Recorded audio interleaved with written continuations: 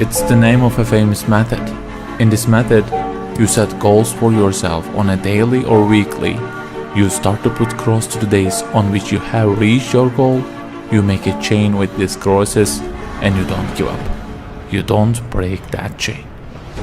But we have a problem.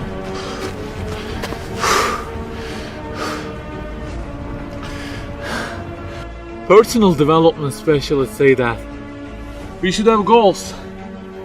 You know, they say like, don't sleep more than 6 hours, learn a language, finish a book every week, don't stop, always run, don't give up on your dream, don't break the chain.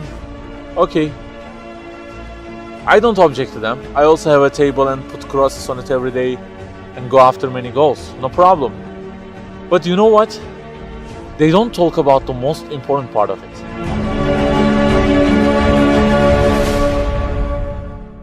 Let me give you a simple mathematical example.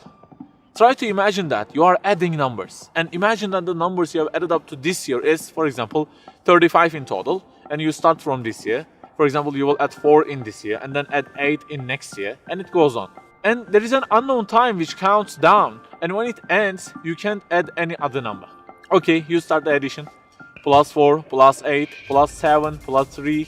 You add ambitiously, you keep adding and adding. Plus 6, plus 5, and okay, they say time is over. Then you realize that you have added the numbers into a giant parenthesis, and there is a zero multiplication at the end of it. It wipes out all the numbers you have added all those years, and the result becomes 0.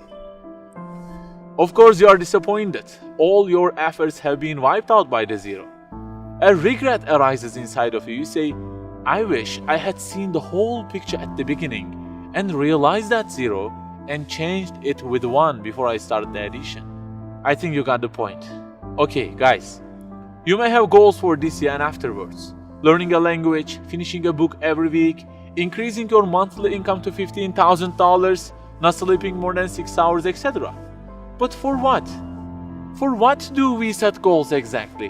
Why don't we break the chain? If it is just for a more comfortable or a more respectable life, remember that all this will already be 0 with death. The death will wipe out all of them. The person who knows English will be equal with the one who doesn't know. The one who earns more will be equal with the one who earns less. The one who can reach his goals will be equal with the one who can't. So, if at the end of it, the death will 0 everything, so what is the meaning of adding more numbers with an ambition? It just increases the degree of the disappointment that you will feel. So the logical thing is seeing the whole picture at the beginning. In this life journey, which will end in an unknown time, my first job must be to prevent death from being 0. Well, can I really prevent death from being 0? I mean, since everything will leave my hands and will be lost, is there any other way that would transform them into something eternal? I mean, isn't there any kind of stamp for eternity that would impress all of the things that I possess and say, look, there is a seal on them and you can't wipe them out, okay? They will remain forever. The only one to say such a thing is the owner of the everything. And he says, كُلُّ شَيْءٍ هَالِكٌ. Everything, the languages you learn, the money you earn, the books you read, everything will be perished, إِلَّا وَجْهًا, except their way towards Him.